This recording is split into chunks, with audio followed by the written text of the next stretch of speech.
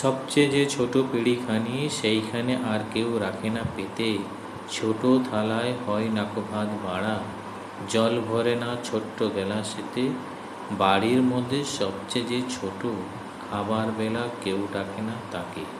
সবচেয়ে যে শেষে এসেছিল, তারই খাওয়া ঘুচেছে সব আগে। সবচেয়ে যে অল্প ছিল খুশি, খুশি ছিল ঘেঁষাঘেঁষির ঘরে, সে গেছে হায় হাওয়ায় সঙ্গে মিশে। দিয়ে গেছে জায়গা খালি করে, ছেড়ে গেছে পুতুল পুতির মালা, ছেড়ে গেছে মায়ের কোলের দাবি। ভয়তরাসে ছিল যে সবচেয়ে, সেই খুলেছে আদার ঘরের চাবি। বন্ধুত্ব হঠাৎ হঠাৎ হয় মহিম আর করিমের, তাই হলো। মহিম ময়ূরভঞ্জের বারিপদার ছেলে আর করিম পশ্চিম মেদিনীপুর জেলার চিল্কিগড়ের ছেলে। মহিমের মামা আর করিমের চাচা থাকেন পুরুলিয়ায়। মহিম মাঝে মাঝে বেড়াতে আসে মামার বাড়ি, করিমও তেমনি আসে চাচার কাছে। অযোধ্যা পাহাড়ে ওরা বেড়াতে এসেছিল এবং সেখানেই ওদের মধ্যে ভাব হলো পাথরের জিনিস কেনবার সময়। ওদিকে ওদের মামা আর চাচাও বন্ধু হয়ে গেলেন। একদিন ছৌ নাচের একটা আয়োজন হলো পুরুলিয়ায় একটি সরকারি অফিসের মাঠে। বড় দুই বন্ধুর সঙ্গে ছোট বন্ধু দুজনও এসেছে ছৌ নাচ দেখতে।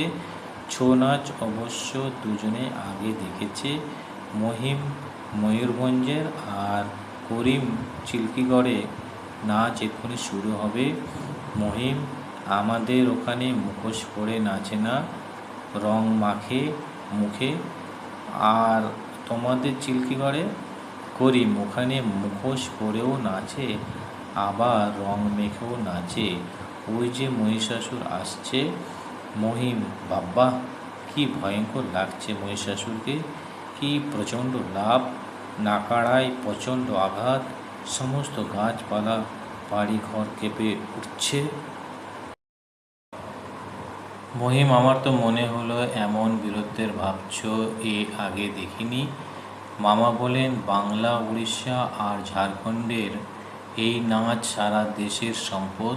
এখন দেশ বিদেশের নানা জায়গা থেকে ছৌ নাচ দেখবার ডাক আসে।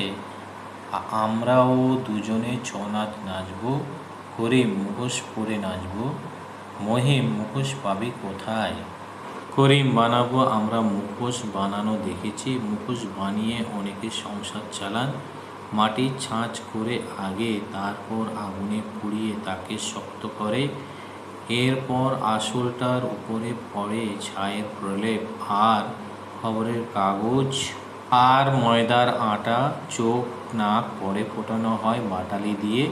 মহিম: ঠিক আছে, আমরা নিজেদের বানানো মুখোশ পরেই নাচব। তুই হবি ভীম আর আমি হব দুর্যোধন। করিম: দারুণ মজা হবে।